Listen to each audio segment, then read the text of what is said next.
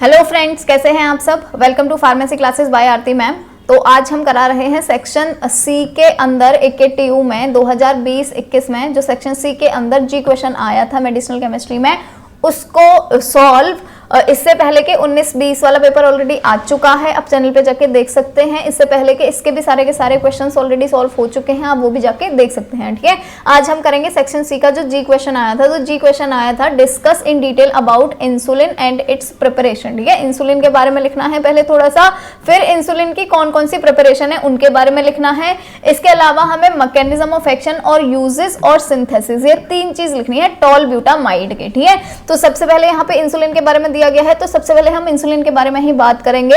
जो इंसुलिन है ये डिस्कवर किया था दो साइंटिस्ट ने, जिसका नाम था बेंटिंग एंड बेस्ट। ठीक है, इसके बाद में जो इंसुलिन का एक मॉलिक्यूल होता है वो 51 अमीनो एसिड का बना हुआ होता है ना। मतलब बेसिकली इंसुलिन जो होता है ये भी प्रोटीन तो होता है, और प्रोटीन बना हुआ होता है अमीनो एसिड का। तो ये 51 अमीनो एसिड का बना हुआ होता है। जैसे जो इंसुलिन होता है ना, इसके अंदर दो चेन होती है ऐसे ऐसे। फर्स्ट वाली चेन को हम बोलते हैं ए चेन और सेकेंड वाली चेन को हम बोलते हैं बी चेन। ठीक है, और ये जो दोनों की दोनों चेन है, इसमें से जो फर्स्ट वाली चेन होती है इसमें होते हैं 21 अमीनो एसिड। ए जहां पे लिख रहा है ना, उसका मतलब अमीनो एसिड समझ लीजिएगा, है ना। तो इसमें होते हैं 21 अमीनो एसिड, और जो सेकंड वाली चेन होती है इसमें होते हैं 30 अमीनो एसिड, है ना। अब ये दोनों को मिला के ही तो इंसुलिन बनता है, और तो इसीलिए इंसुलिन के अंदर टोटल अमीनो एसिड कितने हो जाएंगे, 21 ये और 30 ये। तो टोटल कितने होगा इसके अंदर, 51 अमीनो एसिड। इसीलिए ये 51 अमीनो एसिड का बना हुआ होता है इंसुलिन। ठीक है, यहाँ पर मैंने वही ही चीज बताई हुई है कि चेन ए के अंदर होते हैं 21 अमीनो एसिड, चेन बी के अंदर होते हैं 30 अमीनो एसिड। ठीक है, ये दोनों की दोनों चेन जो है वो कनेक्ट जिस बॉन्ड से रहती हैं, इस बॉन्ड को हम क्या बोलते हैं, तो इस बॉन्ड को हम बोलते हैं डाइसल्फाइड बॉन्ड। ठीक है, डाइसल्फाइड बॉन्ड से ये अटैच्ड रहता है। इसके अलावा जो इंसुलिन होता है ये सिंथेसाइज कहाँ से होता है, तो ये सिंथेसाइज होता है पेंक्रियास से, और पेंक्रियास के जो स्केलेटल सेल्स होते हैं वहां से जो है ये इंसुलिन जो है वो सिक्रीट होता है बीटा सेल से, है ना। इसके बाद में जब भी इंसुलिन यहाँ पे सिंथेसाइज होता है तो वो इंसुलिन नहीं सबसे पहले सिंथेसाइज होता है, पहले इंसुलिन का एक प्रिकर्सर सिंथेसाइज होता है ना। यानी इंसुलिन से पहले कुछ और चीज सिंथेसाइज होती है, उससे इंसुलिन बनता है। तो जो वो एक पॉलीपेप्टाइड की चेन बनती है, प्रिकर्सर बनता है इंसुलिन का, उसको हम क्या बोलते हैं, उसको बोलते हैं प्री प्रो इंसुलिन। ठीक है, प्री और प्रो आपको याद रखने हैं। सबसे पहले तो प्री प्रो इंसुलिन जो है ये बनता है पैंक्रियास के बीटा सेल से। अब जो प्री प्रो इंसुलिन होता है ना, इसमें टोटल होते हैं 110 अमीनो एसिड। ठीक है, 110 अमीनो एसिड में से बाद में बाहर निकल जाते हैं 24 अमीनो एसिड। तो देखो 110 में से अगर 24 अमीनो एसिड बाहर निकलेंगे तो कितने बचेंगे, 86 अमीनो एसिड बचेंगे। फिर जो 86 अमीनो एसिड वाला जो इंसुलिन बच जाता है उसको हम क्या बोलते हैं, प्रो इंसुलिन बोलते हैं। ठीक है, याद रखना ये है प्री प्रो इंसुलिन, और ये यहाँ पर जो प्रो अभी बच गया ना, अभी ये इतना है, इतना जो नाम है वो है ये। ठीक है, प्रो इंसुलिन जो है उसमें 86 अमीनो एसिड्स होते हैं। इन 86 अमीनो एसिड में से भी 35 अमीनो एसिड निकल जाते हैं गोल्गी कॉम्प्लेक्स के अंदर, और जब ये 35 अमीनो एसिड भी बाहर निकल जाएंगे तो 86 में से 35 माइनस कर देना, कितना बचेगा, 51 बचेगा। तो 51 अमीनो एसिड जब बच जाते हैं वही ही बनता है इंसुलिन। ठीक है, तो पहले प्री प्रो इंसुलिन, फिर प्रो इंसुलिन, और उसके बाद में इंसुलिन बनता है। ठीक है, ये इतना लिखना है बस आपको इंसुलिन के बारे में, इससे ज्यादा मत लिखिएगा, इतना ही काफी है ना। इसके अलावा नेक्स्ट हम पढ़ेंगे कि जो इंसुलिन की प्रिपरेशंस हैं वो कौन कौन से हैं। ठीक है, तो इंसुलिन की प्रिपरेशन बेसिकली 4 तरह की होती हैं, जिनमें से फर्स्ट होती है कन्वेंशनल इंसुलिन, सेकंड है हाईली प्यूरिफाइड और मोनोकॉम्पोनेंट इंसुलिन, थर्ड है ह्यूमन इंसुलिन, और फोर्थ है इंसुलिन एनालॉग। ठीक है, ये जो कन्वेंशनल इंसुलिन होते हैं ना, ये बेसिकली हमें बीफ से और पोर्क से बनाते हैं इनको, है ना, बीफ और पोर्क से बनाते हैं। और ये वाले जो इंसुलिन है ना, कन्वेंशनल इंसुलिन, अब इनको हम यूज भी नहीं करते, इनको पहले यूज करते थे। ठीक है, ये बहुत ज्यादा एलर्जी भी कॉज कर देते हैं कभी कभी, क्योंकि बीफ और पोर्क से बनाए जाते हैं। ह्यूमन इंसुलिन की तरह तो होते नहीं है ये, तो इसीलिए ये एलर्जी भी कॉज कर देते हैं, है ना। तो कन्वेंशनल इंसुलिन जो होता है इसमें 1% या उससे ज्यादा इम्प्योरिटी भी हो सकती है। ठीक है, तो इम्प्योरिटी भी होती है इसके अंदर, इसीलिए ये जो कन्वेंशनल इंसुलिन है ना, ये अच्छा नहीं होता है बेसिकली, है ना। कन्वेंशनल इंसुलिन के भी 3 टाइप के इसके अंदर इंसुलिन बनाए जाते हैं, जिसमें सबसे पहला है शॉर्ट एक्टिंग, जो कम टाइम तक काम करते हैं, जैसे रेगुलर इंसुलिन और लेंटे इंसुलिन, ठीक है। इंटरमीडिएट एक्टिंग में देखो ये लेंटे यहाँ पर भी लिखा हुआ है और लेंटे यहाँ पर भी लिखा हुआ है, तो ये दोनों जगह आएगा, है ना, लेंटे इंसुलिन इंटरमीडिएट के अंदर और आइसोफेन इंसुलिन। लॉन्ग एक्टिंग के अंदर होता है प्रोटामिन जिंक इंसुलिन, एक ही ड्रग है ये, ठीक है, प्रोटामिन जिंक इंसुलिन। तो ये हो गए हमारे कन्वेंशनल के तीनों एग्जाम्पल। इसके बाद में आता है हाईली प्यूरिफाइड और मोनो कॉम्पोनेंट इंसुलिन, ठीक है। ये जो हाईली प्यूरिफाइड होता है ना, ये भी बेसिकली कन्वेंशनल ही होता है। ये जो हाईली प्यूरिफाइड है ना, ये भी हमने जो ये वाला पढ़ा था ना भी कन्वेंशनल इंसुलिन, ये भी यही ही होता है, बस हाईली प्यूरिफाइड के अंदर है ना, हम इसको प्यूरिफाई कर लेते हैं बस। जैसे इसके अंदर कन्वेंशनल के अंदर 1% या इससे ज्यादा इंप्योरिटी थी ना, तो इसमें से हम इंप्योरिटीज को क्लीन कर लेते हैं, मतलब इंप्योरिटीज को बाहर निकाल देते हैं, इंसुलिन को थोड़ा सा क्लीन कर लेते हैं, उसी को ही हम बोल देते हैं highly purified mono component insulin. पर ये भी थोड़ा बहुत तो एलर्जेनिक होता ही है, थोड़ा बहुत एलर्जी ये भी कॉज करता है, ठीक है, तो ये भी बेसिकली अच्छा नहीं होता है। नेक्स्ट आता है ह्यूमन इंसुलिन। ह्यूमन इंसुलिन जो होता है ये कैसे बनाया जाता है, तो ह्यूमन इंसुलिन जो होता है ना, ये ह्यूमन के अंदर जो इंसुलिन को बनाने के लिए जीन रिस्पॉन्सिबल है, उस जीन को इंट्रोड्यूस करवा देते हैं ई कोलाई बैक्टीरिया में, और ई कोलाई फिर बना देता है इंसुलिन, ठीक है। इसीलिए हम इसको क्या बोलते हैं, ह्यूमन इंसुलिन बोलते हैं, क्योंकि हमने ह्यूमन जीन को इंट्रोड्यूस करवाया ना, ह्यूमन जीन के थ्रू बनवाया है इस इंसुलिन को, तो ये ह्यूमन इंसुलिन की तरह ही होता है बिल्कुल, ठीक है, इसीलिए इसको बोलते हैं ह्यूमन इंसुलिन। और जो इंसुलिन एनालॉग होते हैं, इनको भी हम रिकॉम्बिनेंट डीएनए टेक्नोलॉजी के थ्रू ही बनाते हैं, आरडीएनए टेक्नोलॉजी के थ्रू, इसको भी आरडीएनए टेक्नोलॉजी के थ्रू ही बनाते हैं, है ना। तो लास्ट वाले दोनों को हम रिकॉम्बिनेंट डीएनए टेक्नोलॉजी के थ्रू बनाते हैं, तो ये भी इंसुलिन एनालॉग होते हैं, ये भी अच्छे होते हैं, है ना। तो इंसुलिन एनालॉग जो अभी आ रहे हैं वो है इंसुलिन लिस्प्रो, इंसुलिन एस्पार्ट और इंसुलिन ग्लूटेसिन। बेसिकली आपको लिस्प्रो, एस्पार्ट और ग्लूटेसिन करके याद रख लेना है।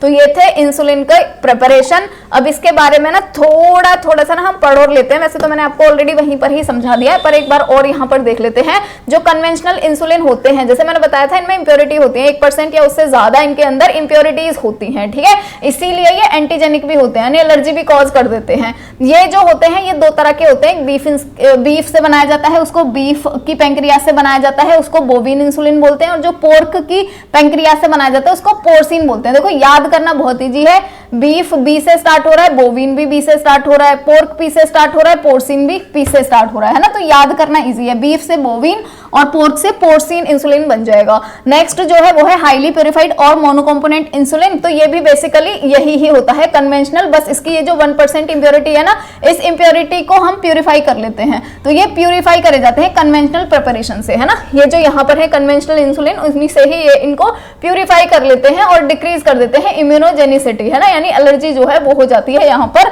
थोड़ी सी कम। नेक्स्ट जो है वो है ह्यूमन इंसुलिन, जैसे कि मैंने बताया था लास्ट वाले जो दोनों हैं उनमें याद रखना रिकॉम्बिनेंट डीएनए टेक्नोलॉजी के थ्रू बनते हैं ये।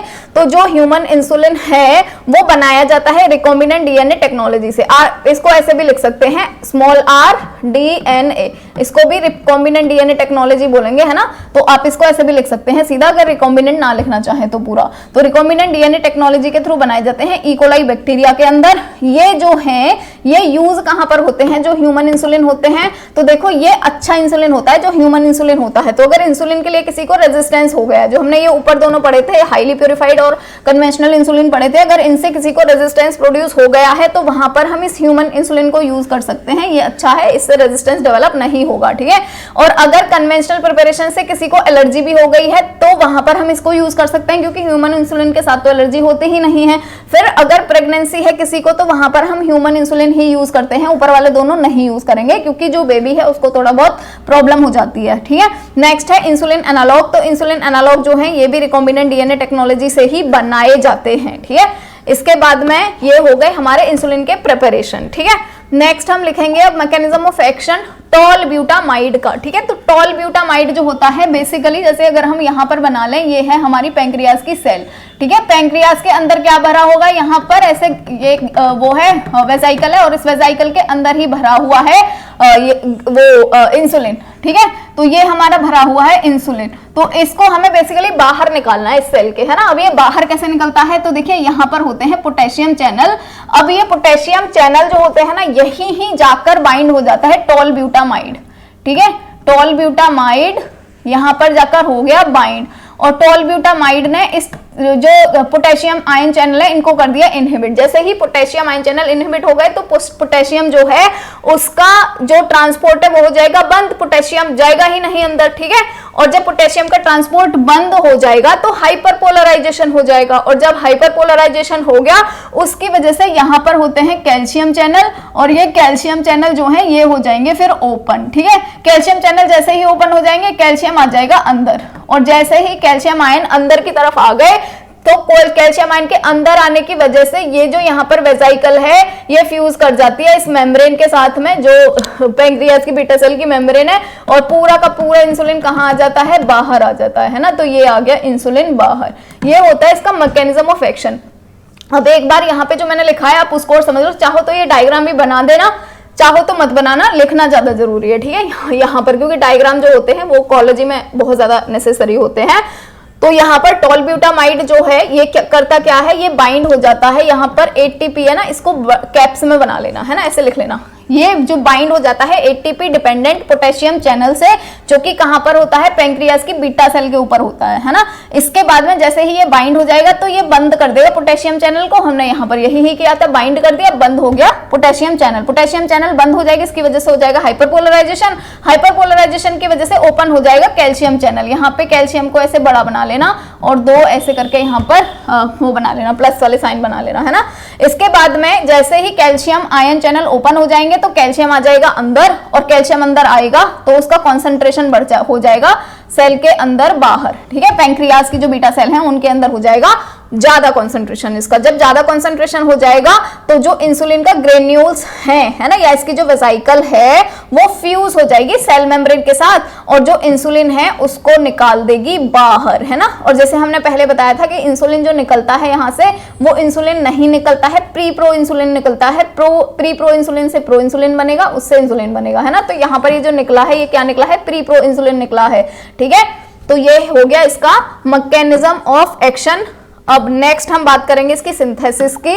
तो देखिए सिंथेसिस भी आप करेंगे तो सबसे पहले आपको क्या याद रख लेना है, इसका स्ट्रक्चर याद रख लेना है, और स्ट्रक्चर भी देखो इसका इजी ही है, इतनी ज्यादा कोई घबराने वाली बात नहीं है। सबसे पहले लिखा है टॉल। टॉल का मतलब क्या है, टोलुइन, ठीक है। तो आपको क्या बना देना है, टोलुइन बना देना है। बेंजीन रिंग के ऊपर CH3 होता है, इसी को तो टोलुइन बोलते हैं। तो इतना स्ट्रक्चर हो गया टोलुइन का, तो टॉल से हो गया टोलुइन, ठीक है। ब्यूटा से क्या हो गया, ब्यूटेन। तो देखो मैथ, एथ, प्रोप और ब्यूट, ये क्या हो गया, ये हो गया ब्यूटेन, है ना। तो इतना स्ट्रक्चर हो गया ब्यूटा का, ठीक है। ये इतना स्ट्रक्चर हो गया ब्यूटा, ये इतना स्ट्रक्चर हो गया ब्यूटा का, ठीक है, मतलब ब्यूटेन का। ब्यूटा हो गया। अब लिख रहा है अमाइड। अमाइड का मतलब क्या होता है, RCONH। तो ये CONH ही तो लिखा हुआ है, CONH, ये क्या हो गया, ये हो गया अमाइड, है ना। तो इसके नाम में ही पूरा का पूरा स्ट्रक्चर छिपा हुआ है, बस आपको इतनी चीज याद रखनी है, ये नहीं लिखा हुआ है इसके नाम में, है ना, SO2NH ये नहीं लिखा है बस। तो इस तरीके से आप इसका कर लेना, सबसे पहले स्ट्रक्चर को याद एक बार लिख लेना, बस नाम ये लिखना टोलब्यूटामाइड और सब स्ट्रक्चर बना डालना, यूं ही याद हो जाएगा। तो टोलब्यूटामाइड का जब आपको स्ट्रक्चर याद हो जाएगा तो इसकी सिंथेसिस बहुत ही ज्यादा ईजी है। देखो बेसिकली आपको करना क्या है, सबसे पहले ना इतना स्ट्रक्चर लिख लो, तो ये देखो यहाँ पर यही ही स्ट्रक्चर लिखा हुआ है, ठीक है, ये लिख गया। इसके बाद में आपको क्या ऐड करवाना है, देखो यहाँ पर हमें चाहिए CO सबसे पहले, है ना। तो सबसे पहले देखो यहाँ पर ये CO ही तो ऐड करवाया है।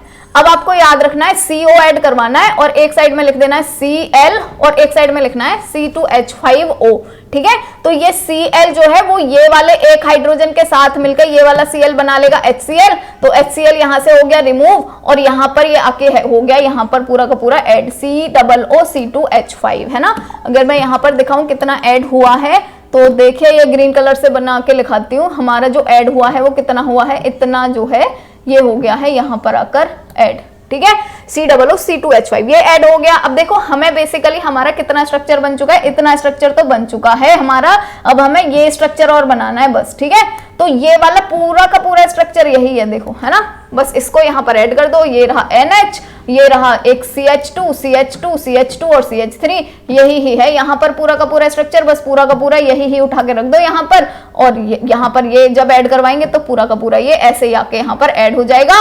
ये जो C2H5O है और ये इसका NH2 का एक H मिलके ये बना लेंगे C2H5OH, यहाँ से निकल जाएगा बाहर, और ये पूरा का पूरा आके यहाँ इसकी जगह पे ये पूरा का पूरा आके हो जाएगा ऐड।